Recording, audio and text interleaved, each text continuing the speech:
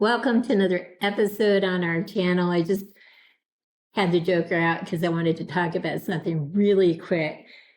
My friend from Norway and I have sometimes some very interesting discussions. The other day we were talking about how innovations come along once in a blue moon. You know, the seamless body was such a big thing. That was so cool. And then the eyes that could move, that was so cool. Having different magnetic chins and mouths that you could put on bodies, that was kind of a cool thing. I just have wondered why that didn't become standardized.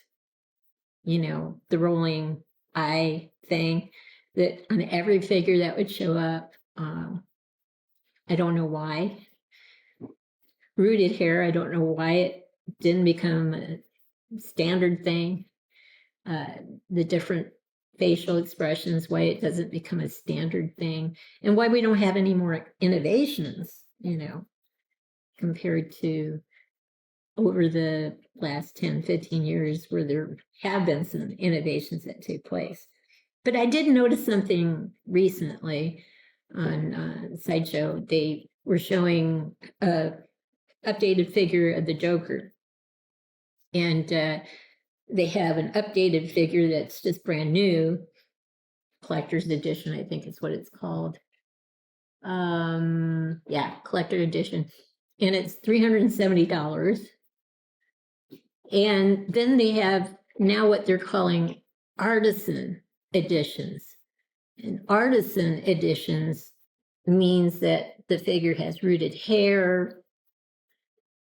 The three things I think it means is rooted hair, rolling eyes, and like 2 or more choices of facial expressions,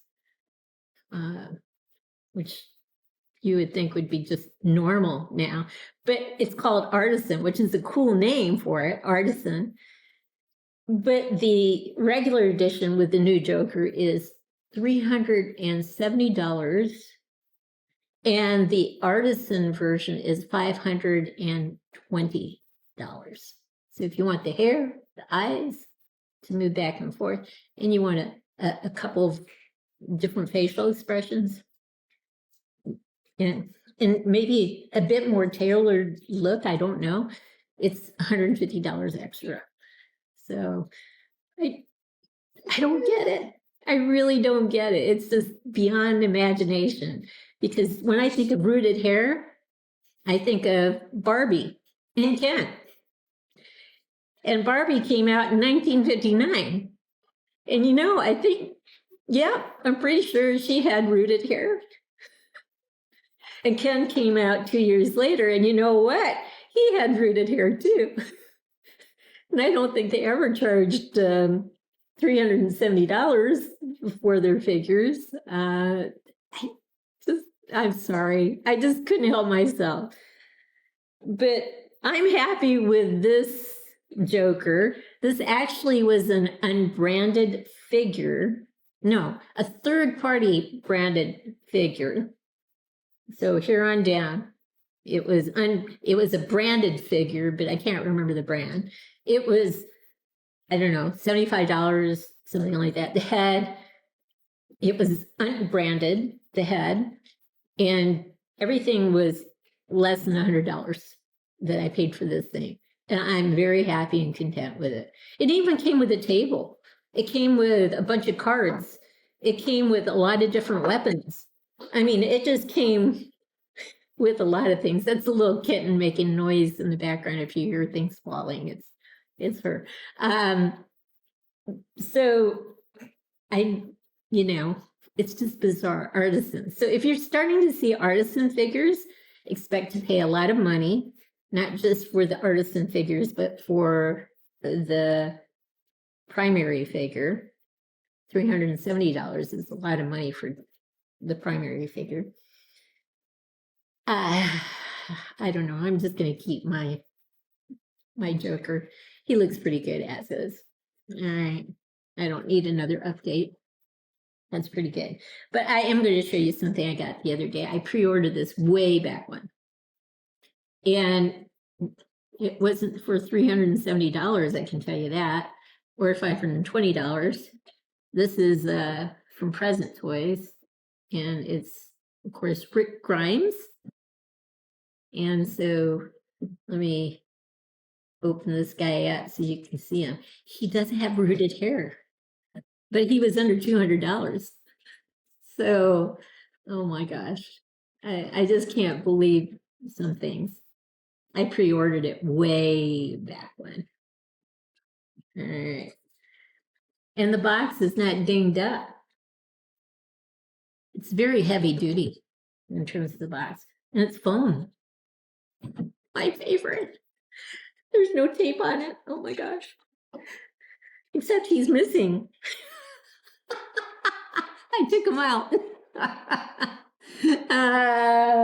I will be right back. We are back, and I forgot I took him out of the box. I was going to show you the thing without putting it together at first, and then over Christmas, I think I put it together, and then forgot I did it. Anyway, but one thing I do like about it, it's small, and that saves on production costs, and they have passed the savings on to us. So thank you, Present Toys, for doing that. And amazingly, he does come with a stand. Yeah. He comes with these types of attachments. So there are two sets, two that are open. So this one and this one. So it's the forearm, the wrist, the hand, all connected together. So semi-seamless, I guess. And then two gripping hands or arm hand appendages. And I changed the open hand to a gripping hand here on this side. So this is what he comes with. He comes with an axe. He comes with a holster rig and a handgun and an assault weapon. I mean, he's decked out, and he has rooted hair. What do you know? So I am very happy with this figure. I wish he had a little more hair, but I'm okay. What do you think? We decided to call her Gabriella. And her, shortened name is Gabby or Gabby because she is a talker. Anyway, yeah, so he comes, like I said, he comes decked out. He has a watch on and, of course, the rooted hair look. So we'll pause and get him on a turn tray so you can see him from different directions. So he comes with an AK-47. He has a 44 Magnum. He has an axe. I don't know what version it is. It's just an axe. He's got some a handcuff pouch on the back of his belt and some speed loader pouches. They're filled with only foam. Do not care. As long as I'm paying less for the figure, I am a happy camper. And I'm not going to show those things anyway. So, and he does, surprisingly, he came with a stand, like I said before. I love his outfit. There's a little tear here. I suppose if one wanted to distress it more, one could, but he looks pretty good, I think, especially when we get a close-up of his wonderful rooted hair. So we'll go around slowly so you can see him from all directions. The only thing is, I really hate it when they just, it's just very flat. It's just like it's glued on, that top piece to the stand. I would just rather have a plain black stand, to be honest. Although as plain, just flat surfaces go, it has some semblance to looking real in terms of being texturized, but only if you're looking down. Obviously, if you're looking from where you're looking, you're not seeing much in terms of interest there. He has some cool boots on. I like the color combination with the jeans and the light blue shirt. Now, he's got a stern look on his face. And that watch stands out.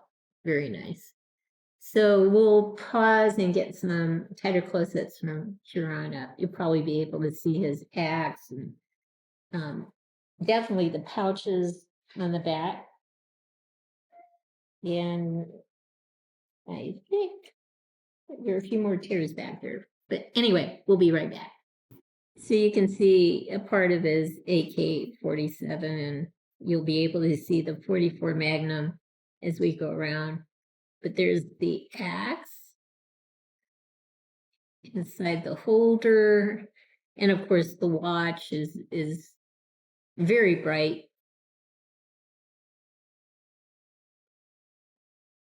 And supposedly to hold handcuffs, but it is just foam, as is the speed loaders, just foam.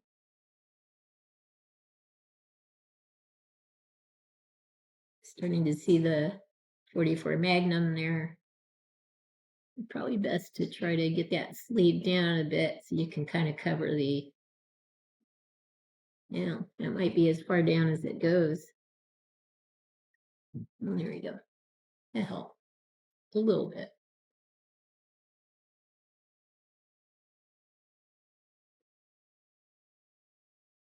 Yeah, he looks, from my perspective, very good. And like I said, I'm happy with the size of the box in two respects, actually.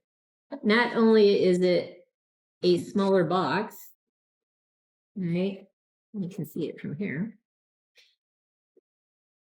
But that translates into easier storage too. When you have these big boxes filled with tons of things that you'll never use, dioramas, tons of weapons, just tons of things, it takes up a lot of space, and again, my 2 cents worth to toy companies, if they're tuning in and watching any of our channels, is please make a plain box. Don't attribute any value to the box. Oftentimes the box comes to us wounded anyway. Now this one did not. This is a very heavy box. Very heavy. It did not come wounded at all. But it's easier to pack more securely because it's smaller too. So, and it's cheaper to send because it's smaller. You guys pass that savings on to us. We'll probably buy more figures when you think about it. I'm just not seeing a lot of things flying off the shelves anymore at Sideshow or wherever. So I'm happy with this figure, very happy with this figure. So we'll pause and get a close-up now of his facial features. So we'll go side to side. Let's start on this side. You can see the rooted hair. And then we'll pause and I'll face him more directly at the camera so you can get a better look at him. We'll be right back. So here he is again. We'll go this side. And then the other.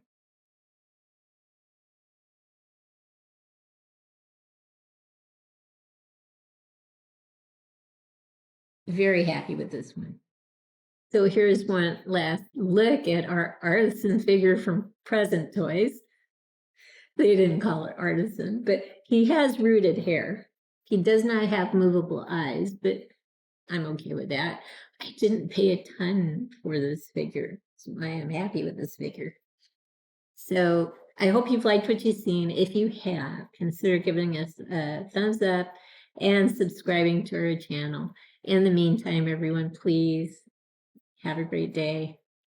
I'm sorry I had to come back because this artisan thing is still bugging me quite a bit. I started to see that name and wondered what it meant, and came to find out it typically meant rooted hair and moving eyes and maybe 2 or more facial expressions, which I would think would be standardized by now. It's my 2 cents worth. Companies seem to be going in the wrong direction. They should be going smaller. Let's save money on our end so we can pass the savings on to you, and you guys can buy more things. I don't need a ton of accessories.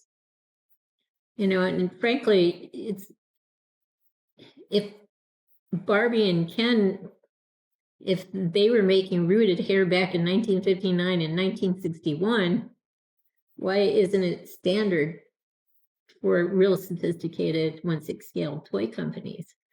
That's a question that begs to be answered. I don't have an answer for that. It's just a bizarre question that, again, we have no answers for. But our little one likes getting on the table. Anyway, for real now, you guys have a great day today.